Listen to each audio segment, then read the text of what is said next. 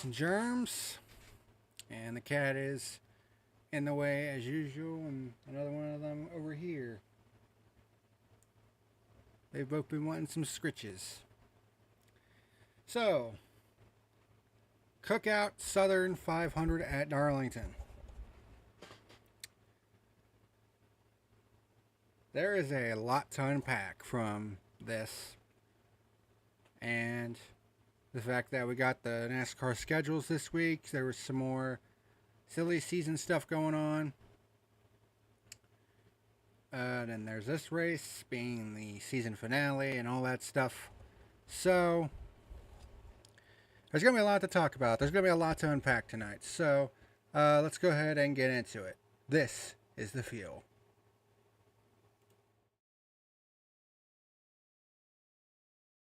This video is sponsored by Dubby Jitterless Energy Blend and by Reaper Apparel Company. Stay tuned till after the video to learn how you can save 10% off of your order.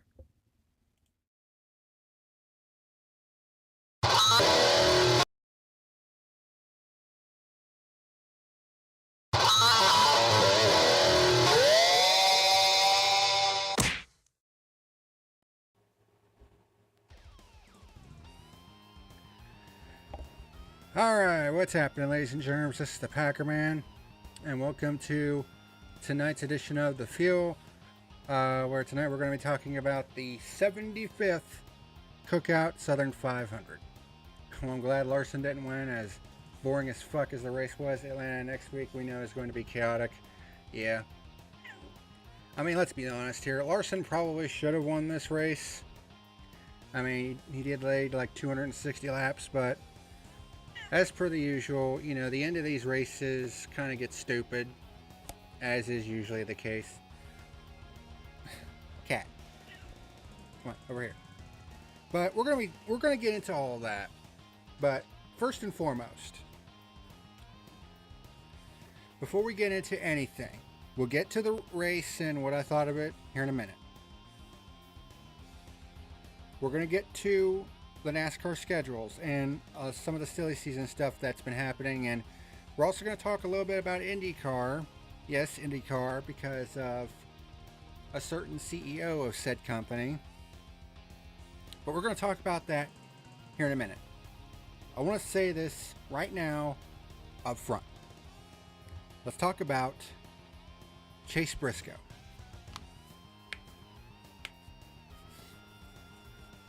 Now, the title of this video is Briscoe's Finest Race. And I gave it that title for a reason.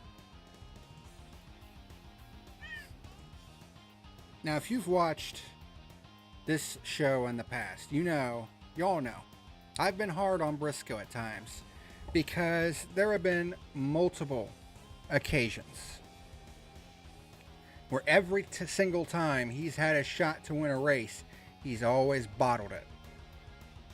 In some way, shape, or form, he's always bottled it. And there are multiple examples of that.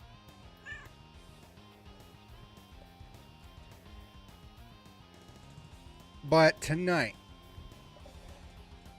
in one of the big crown jewels,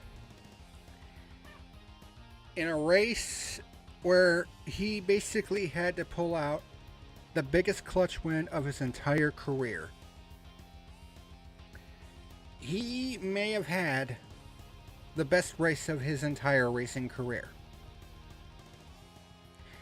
Because this isn't a case like last week where somebody got the win due to a stroke of luck, a lucky push at the end. Because while Briscoe didn't lead the most laps tonight,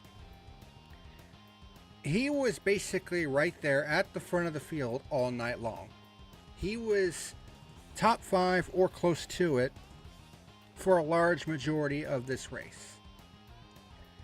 And when a caution came out late and Ross Chastain decided to risk it and stay out on old tires, that pretty much forced Larson into a no-win situation because his car was basically fading at that point. The others were catching up. and having to try to get by Chastain on the inside because Chastain took the outside because he was leading on the restart. That basically put Larson in a no-win situation. And Briscoe pulled one of the absolute crazy as fuck passes of the entire year. And it was clean as a fucking whistle. He dove down underneath Christopher Bell. I believe it was Christopher Bell and Larson, 3 wide, going into turn 3, and had so much momentum, he actually passed Chastain as well. He basically got 3 in one turn. He restarted 4th. And in the course of one turn, was the leader of the race. And he held off a hard-charging Kyle Busch in the closing laps, which I've got something to say about that as well, to win the race. Just his 2nd career win. And it gets him into the playoffs. And much like last week, a huge feel-good story. At least that's what the prevailing thing should be. Because, here's a guy who was riding a 90-plus race winless streak. And not only that, he became the 8th driver this season who had a 40-plus race winless streak to break it. The 8th driver this year to do it. That's crazy. So for you Kyle Busch fans, I know the last 2 weeks have been a bitter pill to swallow, but don't give up hope. Because Kyle Busch, he's riding a 46 race winless streak, and, odds are he'll be able to join that list. Because, 8 guys have done it this year. Why not Kyle as well? Especially since it seems like that 8 team has really turned a corner the last 3 weeks. His last 3 races have been 4th, 2nd, and 2nd.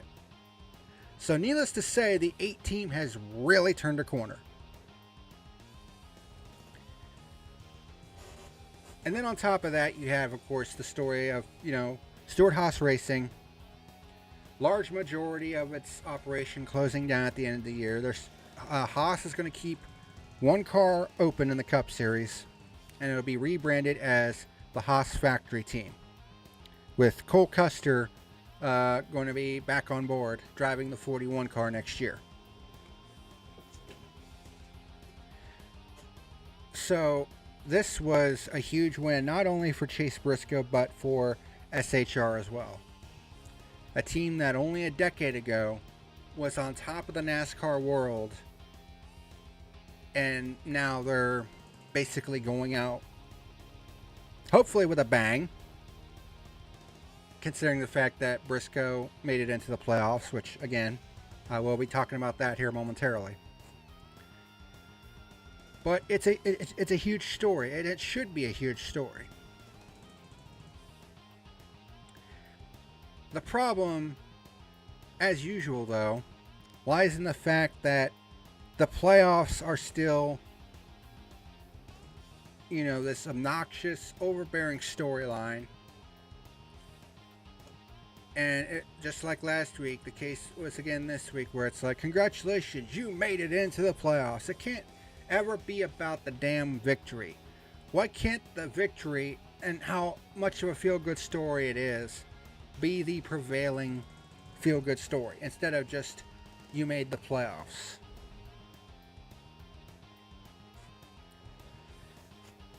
So let's get into the playoff side of things. Now, Chase Briscoe, let's be honest here. He's not going to be a championship contender.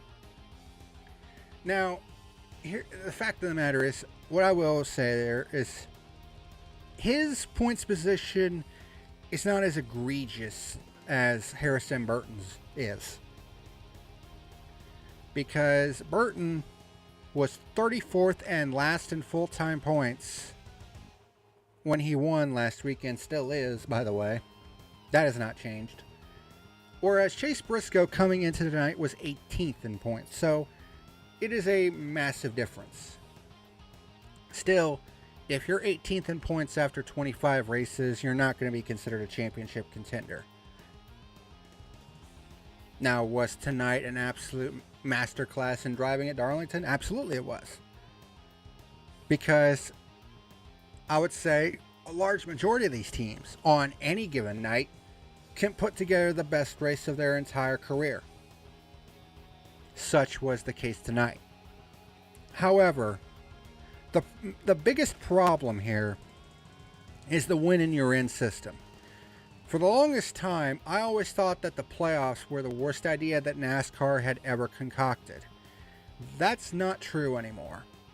It's the second worst idea that NASCAR has ever concocted. No, the worst idea that NASCAR has ever had was this win and you're in system.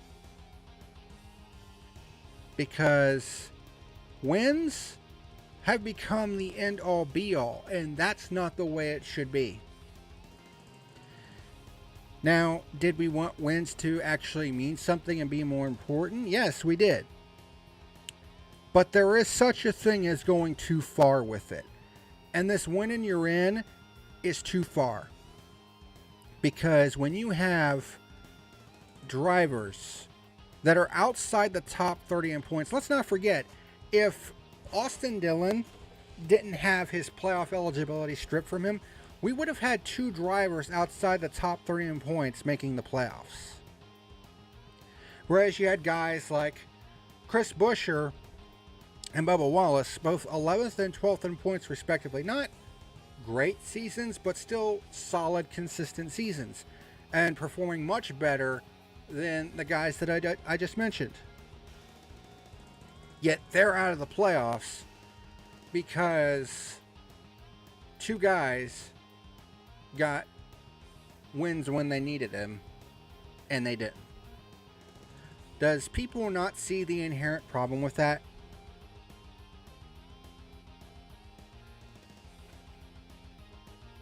And then you have Kyle Petty, who I can't fucking stand, because I guess Chris Buescher in his post-race interview expressed his frustration about the playoffs, and I guess that got Kyle Petty's panties in a twist, because he's like, I know he's frustrated and stuff, but that's just sour grapes.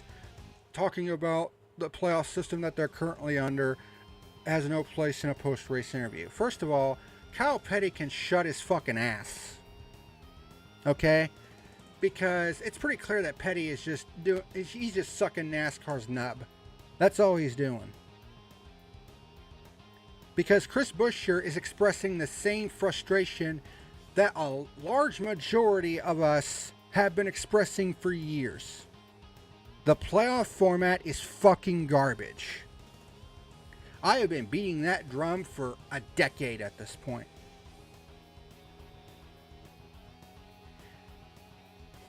And this year has emphasized it probably the most of any year, because, I mean, look who's all in the playoffs based on one fluky fucking win.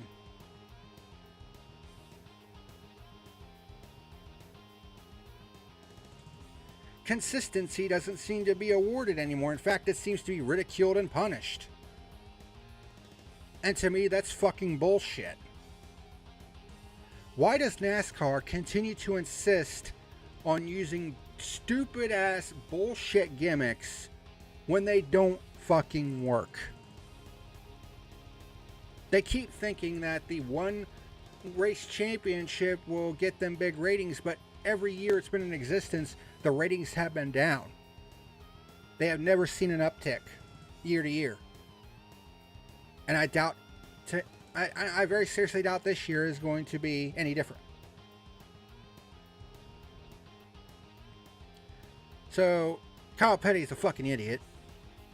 He's a dick-sucking idiot, honestly, which, I mean, shouldn't be that big of a surprise, because he's always been like that. But the last couple weeks have highlighted just how stupid the win and you're in portion of this system is. this winning you're in shit has pushed the whole importance of winning way too far. Should wins matter? Absolutely they should. They should not have championship fucking ramifications though. Certainly not to this degree. I mean, having a guy go from dead last in points to 13th because of one fluky fucking win is an abomination to motorsports.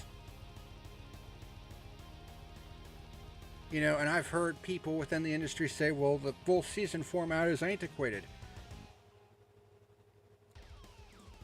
I mean, you're all a bunch of idiots. You want to know why? Literally every other motorsport worth their weight in salt still uses the full season format. And nobody bats an eye at that. Why is that? Because they've realized that they don't want their championships to be convoluted fucking bullshit messes like NASCAR's has become.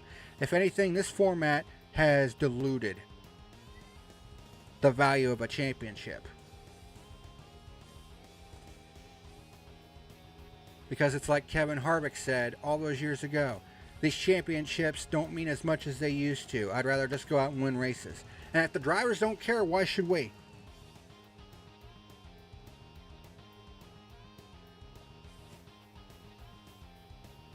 I mean, you would think NASCAR would have gotten the fucking point by this time, but I mean, that company is run by complete fucking morons anyway. It's a nepotistic command structure is what it is.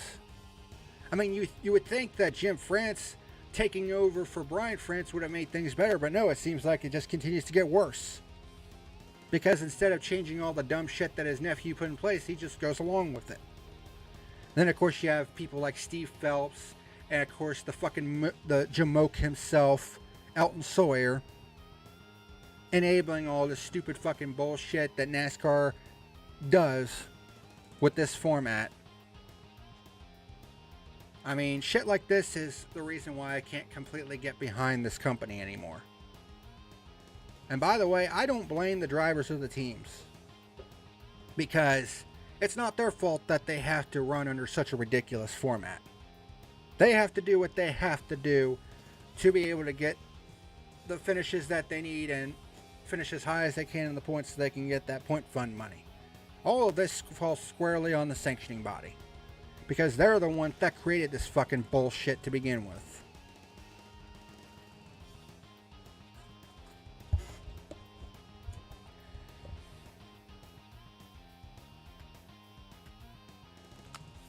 So that's how I feel about all that.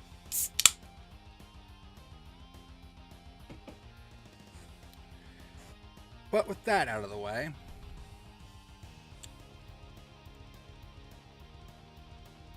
let me go ahead and get into some other stuff here. Because I kind of want to put this stuff on the screen, so give me 1 second here. Schedule 2025. This is probably going to cause OBS to have a shit fit, but oh well. Gotta be done.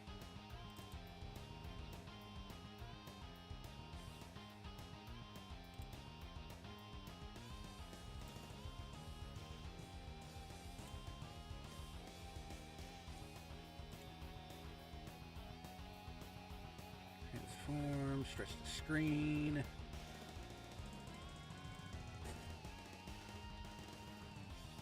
Alright, there we go. So, first bit of business, the 2025 schedules have come out. Here's the Cup side of things. Of course, the biggest thing that they changed was the Clash. It's no longer going to be at the LA Memorial Coliseum. In fact, I think they said that they lost millions running the race at the LA Coliseum. So, they are going to be bringing it to Bowman Gray Stadium next year. The Madhouse.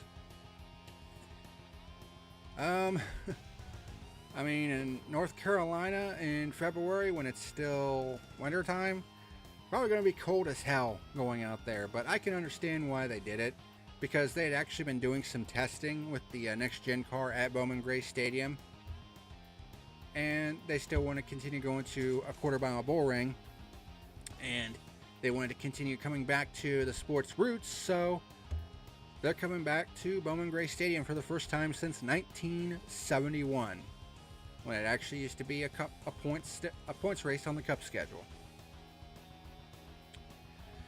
Rest of the schedule, you have the Daytona 500 on February 16th, which I believe is President's Day weekend, which is what it usually falls on, and it is.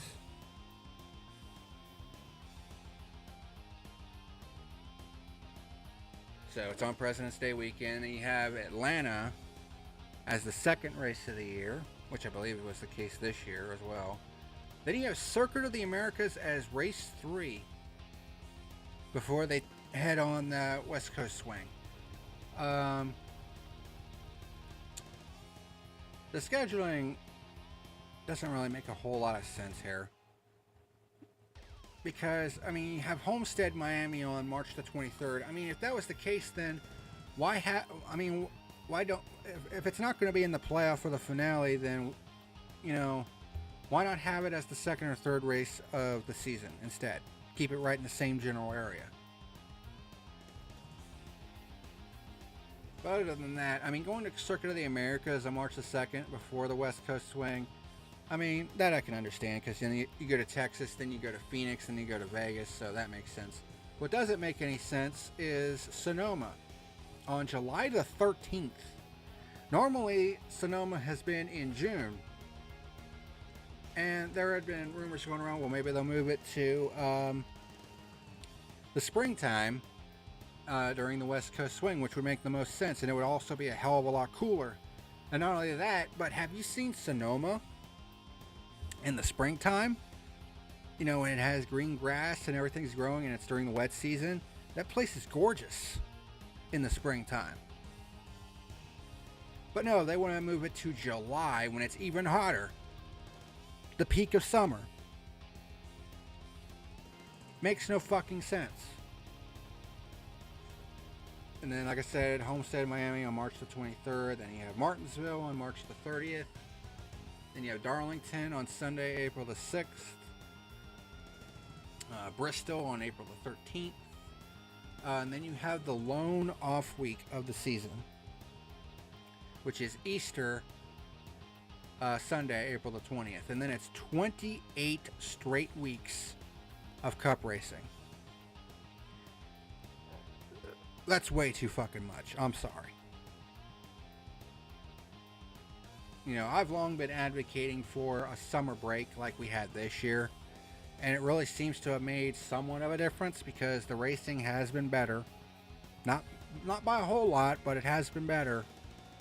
And would also give these drivers and teams a chance to rest and relax for a couple weeks, recharge the batteries and all that good stuff. But I mean, this is just way too fucking much, man. 28 consecutive weeks? Like, give me a fucking break. It's ridiculous. I mean, this is already NASCAR already has the longest fucking season of any motorsport in the world anyway. I mean, but having 28 consecutive weeks non-stop is just fucking stupid. That's just how I feel about that. And you have Talladega, then Texas, then Kansas, then the All-Star race in North Wilkesboro, of course. Then the Coca-Cola 600 Memorial Day weekend, of course. Then you have Nashville, Sunday, June the 1st. Hopefully that's a night race, because Nashville in the daytime sucks. Then you have Michigan on June the 8th, which is around Father's Day, I believe. And then the big one, Sunday, June the 15th, in Mexico City, replacing one of the Richmond races. And I know there were some people in the NASCAR industry, including Dale Jr., that was not happy about Richmond losing a race. But let's be completely honest here. The attendance at Richmond has not been good. It has not been good. And at that point, it's like, you don't deserve two races at that point. That's just the reality of it. And maybe it'll have a situation where going back to one race would be beneficial for it.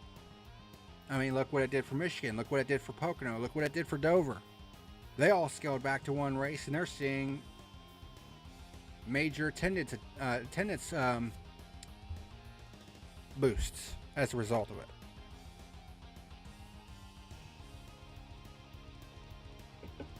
But the whole NASCAR to Mexico City thing kind of ties into the IndyCar story that I'll be talking about here in a minute. Pocono on June the 22nd, then the second Atlanta race, Saturday, June the 28th. So it's in the playoffs this year. It's going to be out of the playoffs next year. The Chicago Street Race, Sunday, July the 6th.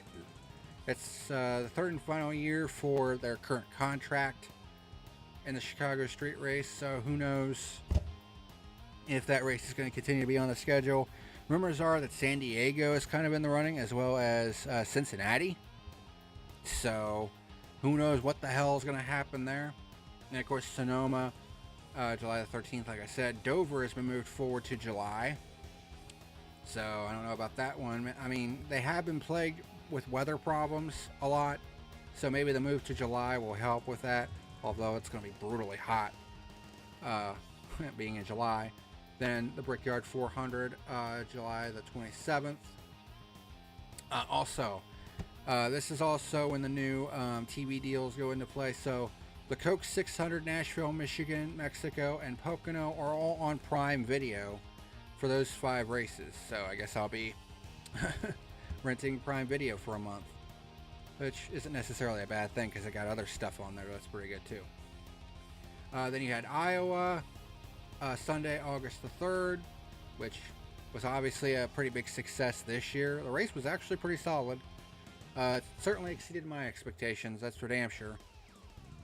Watkins Glen moves back to August, and then the lone Richmond race, Saturday, August the 16th, and then Daytona moves back to being the regular season finale, Saturday, August the 23rd. Then you go into the playoffs with the Southern 500, once again kicking off the playoffs. They were the finale this year, but next year they will be the beginning of the playoffs. And then this is probably the weirdest change that they've made. Worldwide Technology Raceway Gateway is now in the playoff. The racing there has not been good. The first 2 races there were pretty much garbage. I mean, the third race was miles better, but let's be honest here, even that wasn't that good. And yet, this race is getting a playoff date next year. Yeah, that's a no for me, dog. And then you have the Bristol Night Race, Saturday, September the 13th. I think there's actually 4 Saturday races this year, whereas this year I think there was only 2. You have Atlanta. Let's see here. You have Atlanta as the first Saturday race, and then Richmond, then Daytona, and Bristol. So yeah, 4 Saturday dates in 2025. Then the round of 12 is New Hampshire, so New Hampshire is back in the playoff, only this time it's a round of 12 date, as opposed to the round of 16 that it's usually in. Then you have Kansas, which usually puts on good racing. Then the Charlotte Roval on the 5th, so they're still doing the Roval deal. And then you have the round of 8 with Las Vegas, Talladega, the latest it's been in quite some time, and Martinsville, and then still going to Phoenix to decide the championship. You know, there is rumors going around that Homestead is making a play to try to get back the finale for 2026. So hopefully this move out of the playoffs is a sign that they're going to be moving back into the championship race in 2026. That's the hope anyway. So next up, we'll take a look at the Xfinity schedule. There was a big addition to this schedule that received a lot of praise from a lot of people. So yeah, Darlington, Atlanta, Circuit of the Americas, Phoenix, Las Vegas, Homestead, Martinsville, Darlington, Bristol. Saturday, April the 19th, Rockingham. The Rock is finally returning to NASCAR. It's not in the Cup Series as of yet, but I think they're doing kind of a test run here. Usually Rockingham is either in February or in November. So having an April date is a bit of a change, but the Rock has returned to the Xfinity schedule and the truck schedule for April 9th. I think it's April 18th and 19th. So, hey, who knows? Maybe Rockingham will find its way back onto the Cup schedule sometime in the near future.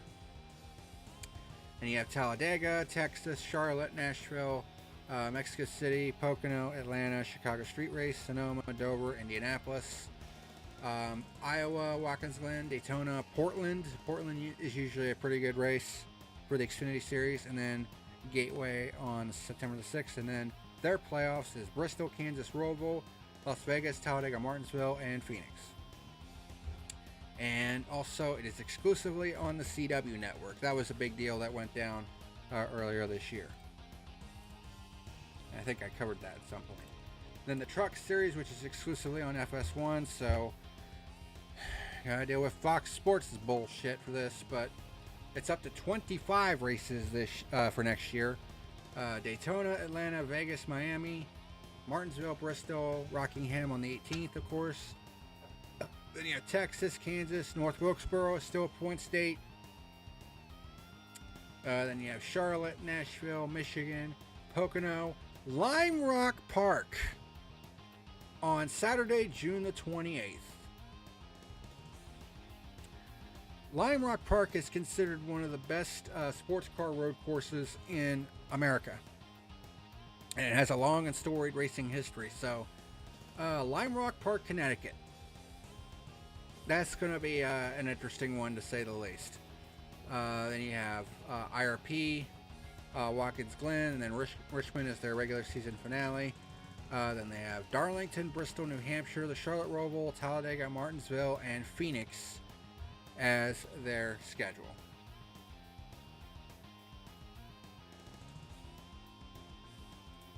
So overall, it's not bad. Could be better though. The scheduling between races, especially on the Cup side, doesn't really make a whole lot of sense. Only having one off weekend and then having 28 consecutive weeks, basically 7 straight months without a weekend off, is kind of ridiculous. But other than that, I still think it's a pretty solid schedule. I like that New Hampshire is back on the playoffs as a playoff race for a long time. I mean, if the racing is better there, then I'm all for it, because New Hampshire has proven that they can have good racing there, because we've seen it in the past. It's just, lately, it's just not been that good. I mean, I don't know what changed, but, I mean, I think 2021, 2022 were good races. So, I watch the races on the Fox Sports, NBC, and USA Network apps. I also have the Amazon Prime and TNT apps, so that's great. Well, you're all set then. I think some people are going to be a little bit pissy about the whole Prime Video thing, but I mean, when you look at it from a logical standpoint, there's like 140 million people subscribed to Amazon Prime. I mean, that's that's a lot of fucking people, you know, that could get exposed to their sport. I mean, the logic of it makes sense. You know, and if we had Dale Jr. back on the broadcast booth, because I think he's going to be a part of the Prime and TNT side of things, because we got Fox, and then we got Prime, and then TNT, and then NBC. I mean, why not? Let's try it and see what happens. And another thing about the Prime Video side of things, because it's a streaming service, no commercial breaks.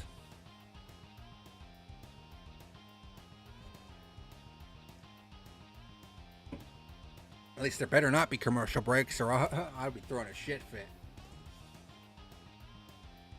Because, I mean, we're already, you know, paying to, you know, to stream the service. So, I mean, the least you can do is not have any, you know, frickin' commercial breaks. As of August 2024, Amazon has over 200 million Prime subscribers globally. There you go. Now you know why NASCAR made that deal with Amazon. 200 million Prime subscribers. There you go. Parker Retzlaff. Y'all know. He pushed Harrison Burton to the win last week at Daytona. This kind of made me stop and scratch my head because it's like, really? Are we really becoming this fucking petty? Because Parker Retzlaff pushed Harrison Burton to the win, but apparently he has been under fire from RCR and Chevrolet for pushing him to the win.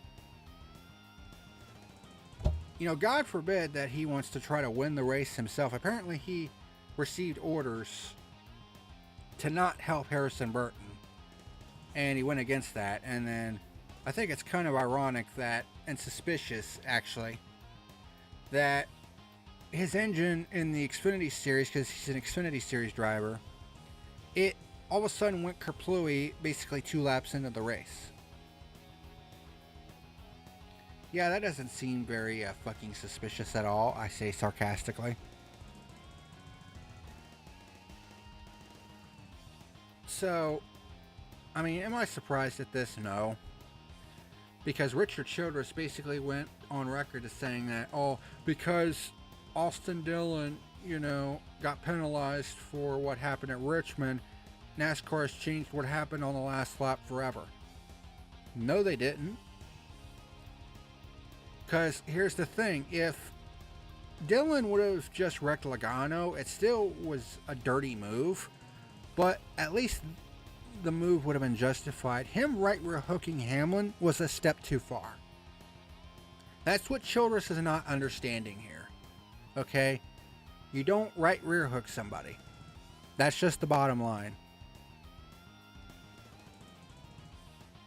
So, yeah, I don't know why Parker Retzlaff, I mean, why is he under fire for this?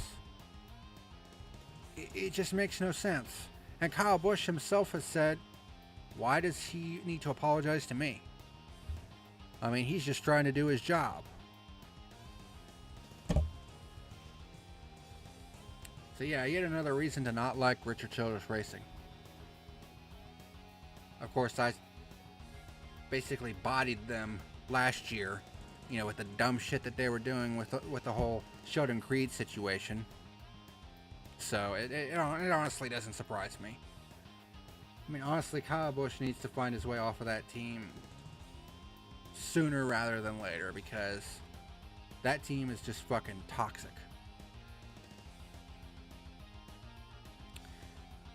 Mark Miles. He is the CEO of the IndyCar series. And he is an absolute fucking idiot.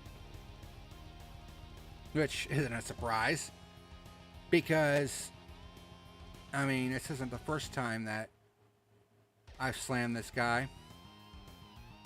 Because the way he runs the series sometimes is just stupid. But it's not necessarily how he's running the series this time around. It's what he said in an interview. Basically, Pato O'Ward, who drives for McLaren, and is basically the most popular driver in IndyCar right now, he was pretty frustrated that IndyCar didn't get to Mexico before NASCAR did. And he was expressing his frustration about how IndyCar is not doing enough to try to get a spot for IndyCar in Mexico City.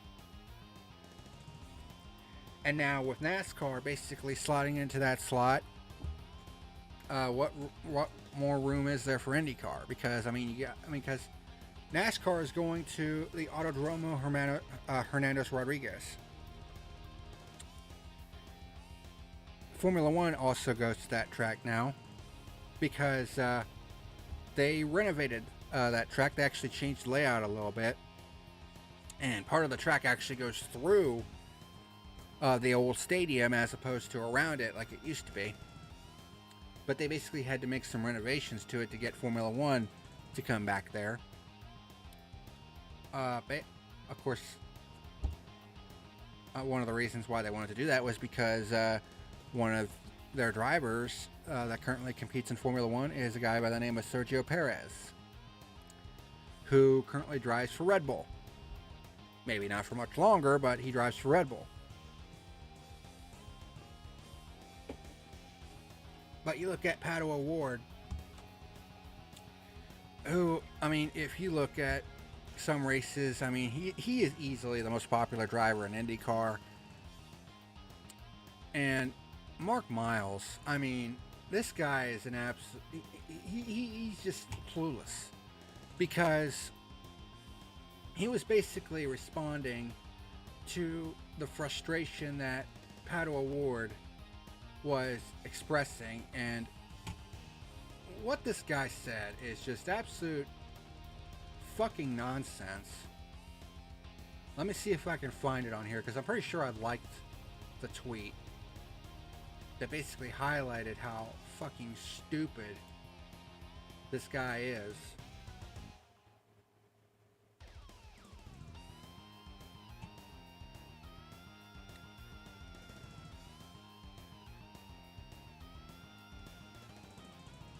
So, Patricia Award worries NASCAR landing a Mexico race may make it near impossible for IndyCar. Scott Dixon called it a massive miss. In response, Mark Miles said talks continue and that Ricardo Escato's father is serving as Penske Entertainment's proxy. But then it said, then Mark Miles just, again, this is just absolutely stupid. He says, I will say that it's clear that Pato isn't as famous as the last previous famous Mexican driver, Adrian Fernandez, but he's really gaining ground and he's actually on some billboards now. You know, it's one thing if somebody, you know, says something and it's just like, wow, what a fucking idiot. You know, like someone like me who does reviews and it's like, you know, wow, I can't believe he would say that. When you are the CEO of a major corporation and this is what you put out on social media, I mean, how fucking brain dead can you possibly be?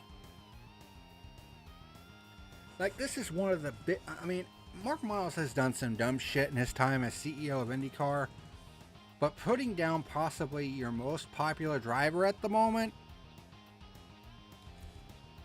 I mean, at that point, it's time for you to say sayonara. I mean, it's time for this guy to get fucking kicked out of IndyCar. Like, this guy should not be CEO anymore. Because if he's this fucking ignorant, I sure as hell wouldn't want him as a part of my company. Like, what an absolute fucking brain dead statement this is. You know?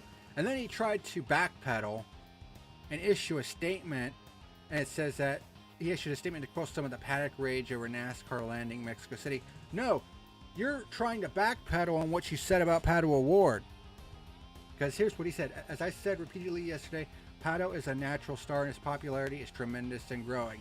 That's not what you said. You said that his popularity isn't like Adrian Fernandez, which, for the record, Adrian Fernandez, huge star in kart. And in Mexico, he was basically like Dale Jr. in Mexico. You know, where his popularity was just crazy. I mean, I remember the 2005 Busch race in Mexico. He took the lead. And when he came around that final turn and onto the front stretch, that entire grandstand went absolutely nuts. Like, it was crazy. But that's how big he was at the time. And now you have some more Mexican stars like Sergio Perez, you know, Formula One driver. And then you have Pato O'Ward, who drives for a good team, McLaren. And Of course, he also won at Milwaukee yesterday, or Saturday rather, since it's now past midnight.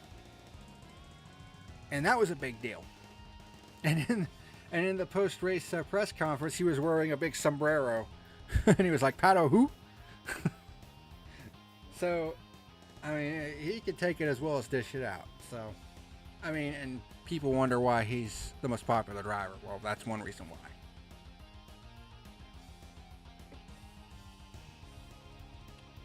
It's unfortunate that a few of my additional remarks fail to convey anything other than this viewpoint. Well, yeah, you said that he wasn't as popular as injured Fernandez. And he's getting on some billboards now. It's like, this guy's fucking clueless, man. Like, Jesus Christ. He is a marquee personality for a series and a terrific partner in our marketing and promotional efforts. We continue to invest in our drivers, and Pato absolutely continues to be a primary individual we direct resources and support to. In summary, Mexico remains a market of heavy interest, and we believe there will be an amazing IndyCar race weekend there sooner rather than later. Pato is a superstar, and his popularity in town will be critical to making this happen. Why didn't you just say that but to begin with instead of what you said before? Because now all you done is had people calling for you to basically resign as CEO, because quite frankly, you sucked at your job for years, and this is just another example why.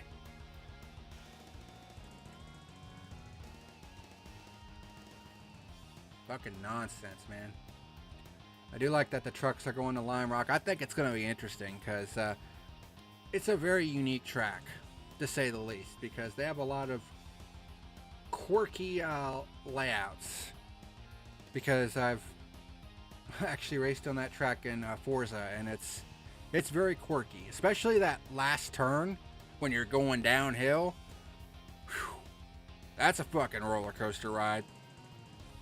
So I'm going to be interested to see how they tackle that. But with all that out of the way, like I said, there was a lot to unpack here this week. Of course, going into the playoffs, the final round of the regular season, you know, new schedules have finally come out. You know, you had the Parker Retzlaff situation, you had the Mark Miles situation with Pato Award. That's just... And we haven't even gotten to the race yet, so let's go ahead and get into the race. So, the Cookout Southern 500. I find it kind of funny how people keep saying that, oh, this was the best race of the year and maybe one of the best races of the entire decade. Evidently, people just watched the last 17 laps of this race and nothing else. Because let's be completely honest here. The first 300 laps of this race was boring as shit. Like, literally, almost nothing of note happened in the first 300 laps. Like, it was boring. It was a slog. And of course, when you have the cars that we do have dirty air, making it basically, and not when Larson led over half the event. I mean, the fact of the matter is, it wasn't just Larson. Nobody could pass the leader regardless of who it was. Except on that one restart, but I mean, that's the restart. We even saw it at the end of the race when Kyle Busch was on clearly fresher tires, was clearly quicker than Chase Briscoe, yet he couldn't get to the back of him because dirty air. They need to fix this fucking car to try to limit dirty air. I don't know how they can do it. Maybe they just need to get rid of the fucking diffuser underneath the car. I mean, I don't know what they need to do, but I mean, just to give you an example, I'm going to go ahead and show you the race stats. There were 26 lead changes in this race, and you think, wow, that's actually a pretty good amount. You know, 500-mile race at Darlington, 26 lead changes. That's pretty damn good. Would you believe me if I told you that there were 0 pure lead changes? None of them were pure. All of these lead changes either happened under green flag pit stops due to pit strategy on cautions, or on the restart. That's it. There was not one legitimate green flag pass this entire race. Got to up that horsepower, cut down the shifting, to name a few. Yeah. I mean, there's too little horsepower. They're shifting in down the straightaways now, which never used to be a thing. I mean, it's clearly affected the racing in a lot of places, and the clean air is still king. Dirty air's just a detriment to the racing. I mean, there's a lot of things that they have got to fix. Because while the racing this year at points has been good, a lot of it has also been dog shit. Like, we have gotten both sides of the spectrum. But anyways, 5 cautions. 4 of those came in the last 50 laps. That's another thing that I can't stand about this fucking playoff format. The desperation that it causes always seems to turn the end of these races into complete shit shows. And I fucking hate it when they do that. I fucking hate it when that happens. Like, I am sick and tired of these races at the end becoming demolition derbies. Like, holy shit. At the very least, there wasn't any overtime, so there was that. 4,213 green flag passes, which comes out to 12.8 on average, which isn't terrible. And Kyle Larson absolutely dominated this race. I mean, this is the most dominant performance we've seen in actually a while. Because lately, there hasn't really been a dominant leader in a race. We had one tonight, but he still didn't end up winning because, well, his car was kind of going away, and then Ross Chastain kind of happened. So, there's that. I mean, just to give you an idea of how little stuff happened in this race, I barely have 2 pages of notes for a 500-mile race, if that tells you anything. And while I will admit, seeing Kyle Busch trying to catch Chase Briscoe for the win, I mean, was the finish exciting? Yeah. Did it have you on the edge of your seat? Yeah. It doesn't make up for the shit show that was the rest of the other 350 some odd laps. Okay, the last 17 laps were great. The other 350 were dog shit. Okay, just because the last 17 laps were good doesn't make it a good race. I'm sorry. That's not how it works. But Darlington is one of my favorite tracks on the schedule. Obviously, a really historic track, but there weren't many passes in the top 10 in the first half. No, there weren't. I mean, it was just a procession, really. I mean, Hamlin was trying to make some stuff happen with the later pit strategy, which didn't really seem to be working in the first half of the race. It seemed to be working a lot better in the second half, though, but I think that was because he was closer to the front of the field. And he had better track position. But yeah, the craziness started right out of the gate when Truex, I mean, he gets loose in turns 1 and 2 on lap 3, overcorrects, gets into Blaney, and just like that, both of them are out of the race early. Blaney looked like he hurt his wrist. It might have been a case where the wheel jerked on him and might have gotten his hand and wrist caught, which can snap a wrist. So hopefully he's okay, because, I mean, that happens a lot in IndyCar, and evidently it seems to happen in NASCAR a lot now, too. So that kind of put Truex in a bit of a bind, because he came in with a 58-point advantage, and then at the time that the caution came out when he wrecked, it was down to 0. So yeah, that was kind of a mind fuck there for a minute, but basically, Buescher, couldn't get. Of course, it was also due to the fact that Bubba Wallace was leading at that point because he won the pole. But basically, Buescher had to earn points, stage points, and he basically did not do so. And got to the point in the second stage where he didn't earn enough stage points, and Truex would clinch a spot in the playoff regardless if there was a new winner or not. So there was that. So we had the restart on lap 10. and it pretty much went caution-free from there until middle of third stage. Reddick got by Larson for second. By the way, shout out to Tyler Reddick. He was bad sick. He had the spins in this race tonight. For those of you that don't know what the spins are, it's basically where you're puking and shitting at the same time. Yeah, he was throwing up, and he also had the screaming squits, which tells me he probably had some food poisoning at some point, and that sucks. Throwing the fact that you got to run 500 miles at Darlington with that kind of sickness, ugh, shit.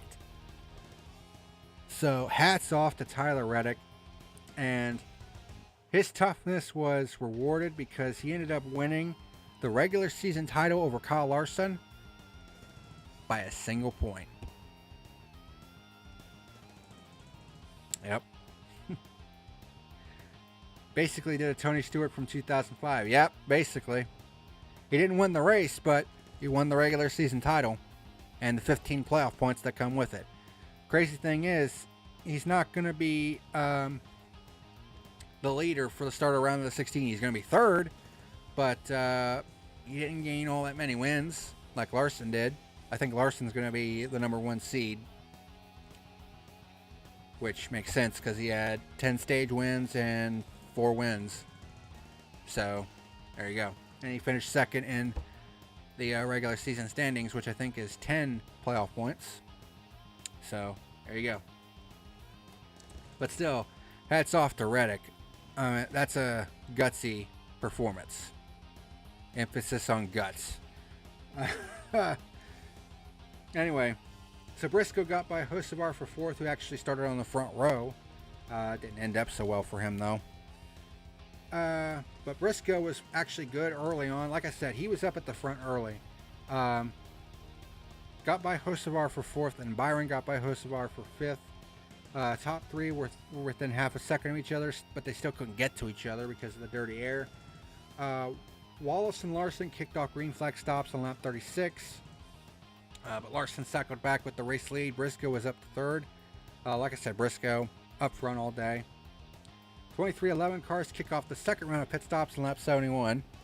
So that just shows you there was nothing that happened in between the pit stop cycles. Cindric got penalized for an uncontrolled tire. Larson cycles back to the lead, and at this point I'm just like literally nothing was happening at this point. Briscoe gets by Reddick for third. At this point it was reported that Reddick was suffering from an upset stomach, and Larson won stage number 1. Very boring first stage. So we have pit stops. Larson wins the race off pit road. So he leads the start of stage 2. Wallace backslides to fourth and kind of goes downhill from there. Briscoe moves up to second. Was challenged by Reddick though, but Briscoe remains in second. Christopher Bell gets by Hamlin for fifth. Wallace was starting to backslide through the top 10. Then we had green flag pit stops begin on lap 151.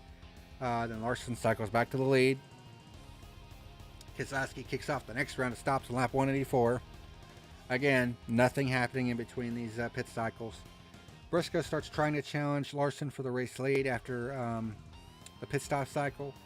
Hamlin moves up to fourth on 6-lap fresher tires, and then he kind of nudges Byron out of the way for third, which I think was a little aggressive.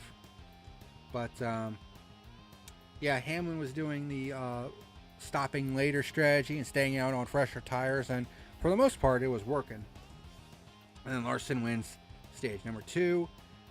We have pit stops once again, and Larson wins the race off pit road, and it was at this point that it was reported that Truex has clinched a playoff spot because Buescher basically didn't gain enough stage points. So now we come to stage 3, and this is where shit really started to hit the fan. Larson led the start of stage 3. Briscoe stays side by side with Larson for the lead for more than a lap, but Larson pulls ahead in turns 1 and 2. Barry gets into the side of Bell in 1 and 2 for 5th. Probably didn't make Bell too happy. Then we have green flag pit stops begin on lap 271. Again, not much happened. Larson cycles back with the lead on lap 281. Hamlin back up to second, who was on the alternate longer pit strategy. The playoff bubble situation was getting tight between Buescher and Wallace. I mean, it was basically single digits between them for the final playoff spot. And then things changed on lap 315 when Carson Hocevar spins off of turn 4. Completely changed everything. We had pit stops, and Larson wins the race off pit road. So we have a restart on lap 320 with Larson as the leader. But then 2 laps later, Gilliland squeezes Buescher into the wall of turn 2, and it looked like the 17 came down and spins the 38. Right rear hooked him, basically. I don't know if it was intentional or if it was the result of him coming off the wall. I mean, we'll let the SMT data kind of figure that one out. But we had a restart on lap 328. Briscoe gets by Hamlin for second. Christopher Bell, who pitted for fresh tires, is up to the top 5. Kyle Busch at this point was starting to make his presence known because he also had fresh tires. Had some crazy racing in the mid-pack. Bell starts closing in on the front with the slightly fresher tires, but then we had our 4th caution on lap 336 when Hocevar loses his right front tire. Then we have pit stops. Larson wins the race off pit road, but Chastain stays out, and that's basically what fucks Larson over here. We have a restart on lap 342 with Chastain as the leader. Larson, who's side by side with him, doesn't really get a great restart, whereas Chastain got a great restart. So Larson is side by side with Christopher Bell. I believe it was Christopher Bell. But Briscoe, what a hell of a move he made going down into turn 3. Goes 3 wide with the both of them, gets by them, then gets a run on Chastain and passes him for the race lead. It's too bad that wasn't a pure lead change because it happened on the restart, but still, that was one hell of a move by Briscoe. And like I said, I've been hard on him in the past because in similar situations like this, he's completely bottled it. He didn't bottle it tonight, that's for damn sure. Then at this point, Busch is up to 3rd. And then we have our final caution on lap 344 with a multi-car pileup in turns 1 and 2. Wallace is involved, as well as Barry, Dillon, Gibbs, Byron, Suarez, and Gregson. So some drivers come in for fresh tires, including Kyle Busch. He decides, you know what, I'll come back in for fresh tires. And he's the first one on fresh tires. It's only 3 laps, but it made a big difference. So we have our final restart on lap 351. We finally get a somewhat long green flag run to end the race. Kyle Busch powers his way all the way out to 2nd on the fresh tires and then tries to run down Chase Briscoe, but again, the dirty air just wouldn't allow him to get close, and Chase Briscoe wins the Southern 500 for his 2nd career win and punches his ticket to the NASCAR playoffs. And Kyle Busch, despite having back-to-back runner-up finishes, is eliminated from the playoffs. Although I don't think he's really worried about that. He's more worried about the 1 win per season streak, which he only has 10 more chances to make history. So I'm pretty sure that's on his mind. But yeah. So thought Eric Jones would be a contender. He's great at Darlington, including 2 wins. He's had a very unfortunate Cup career so far. Yeah, I figured he would be a little bit better than what he did. Although I think he had it was either a speeding penalty or, no, it was an equipment violation. That's what it was. It was equipment interference that he had during pit stop cycle in stage 3, and that pretty much took him completely out of the equation. But yeah, I figured that the 43 would be a lot better than it was tonight. That's for sure. So that was probably one of the bigger surprises of the night, was the fact that Eric Jones, 3 Cup wins and 2 of them has been the Southern 500. So when the Southern 500 comes around, it's one of his most anticipated races for sure. So the fact that he didn't really do all that well tonight was a little bit surprising. Yeah, I already showed the stats and stuff, but overall, this was not a good race. Some people were saying that it was the best race of the year, and it's like, no. Okay, you can't just look at the final 17 laps of the race, think that was good, and disregard the other 350. That's not how this works. Okay, the first 350 laps were basically garbage. And the fact that we had 4 fucking caution flags in the last 50 laps of this race, I mean, it's inexcusable. After having, the first caution was on lap 2, and I don't count the stage breaks as cautions. And then the next caution's at 3:15, over 300 laps later, and then all of a sudden we have 4 cautions within 30 laps. That's what I hate about the playoffs. Another thing I hate about the playoffs is the desperation it causes. That causes the end of these races to turn into complete fucking shit shows. I can't stand that shit. I come to watch the best race, not see a fucking demo derby. If I wanted to see a demo derby, I'd go to a local short track and watch fucking Crash-O-Rama. Which is a great show, by the way. Loved it when they came to town, when they came to Columbus Motor Speedway. So, my final rating for the Cookout Southern 500.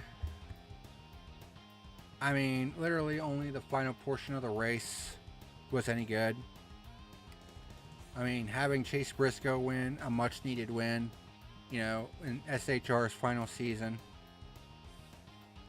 is a big deal. And it was a win that he needed badly, and it was honestly the finest performance of his entire career. But that was literally the only good things about this race. So my final rating, the best I can give it, is a 3. Like, the rest of this race was fucking trash. Like, it was literally unwatchable. The first 350 laps of this race was unwatchable. Like, literally nothing happened. Like, there was literally nothing happening inside the top 10. I mean, a lot of the passes that you saw were probably back 20th on back in positions that don't really mean a damn thing. So, yeah, the best I can give this race is a 3. The first 350 laps of this race was garbage. I mean, the final 17 laps were good, but, I guess some people just like to rate these races based on the finish and fuck everything else. That's not how shit works. At least not in my eyes. But that's going to do it for tonight. Another very long review, but, there was a lot to unpack tonight. A lot to unpack. So, one other picture that I want to show.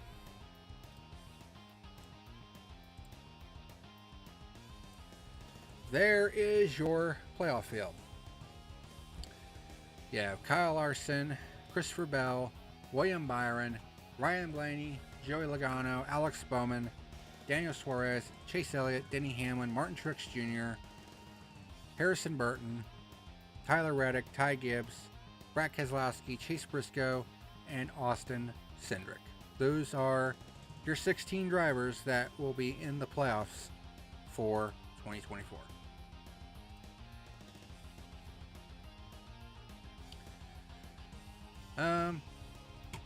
I can already tell you, 3 of those are probably, I can already tell which couple are going to be first round exits. I mean, it's about as predictable as the fucking sunrise. But, say that for the end of the round 16, and we'll go over it there. But, next week is Atlanta? Was it Atlanta? It's coming next week. Check the schedule. Yep, Quaker State 400 at Atlanta. So, Atlanta starts the playoff run. And we'll see how it goes from there. Wow, we're into the final 10 races of 2024. Where has time gone? But that's going to do it for tonight's edition of The Fuel. Thank you very much for watching. Enjoy your Labor Day, by the way. And until next time, this is the PackerMan signing out. See you later. And let's get through this playoff run. See what happens.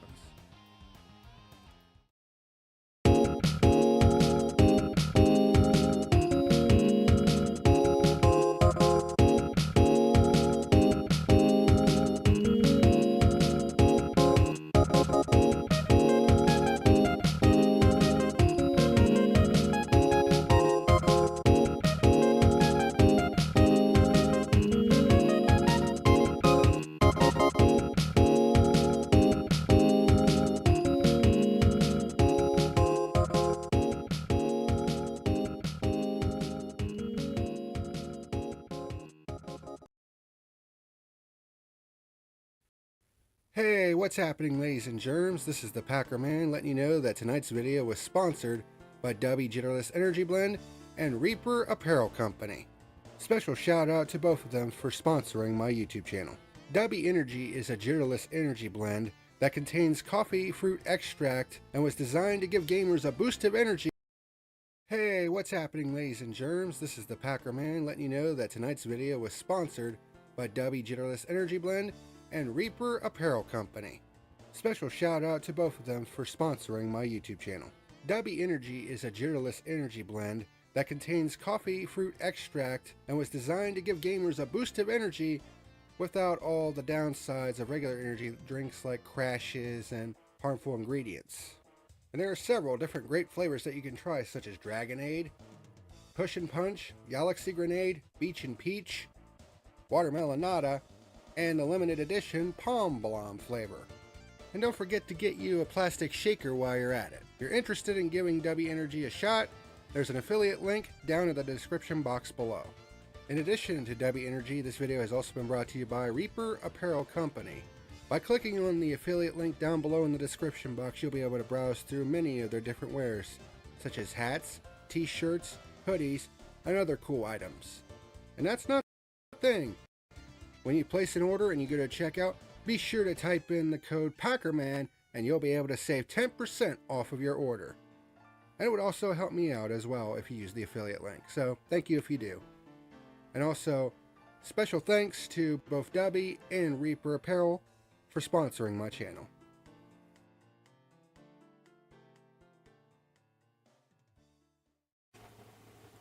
Hey everyone, this is the PackerMan and thank you for watching tonight's video. Be sure to hit that like and subscribe button for more great content. See you again next time.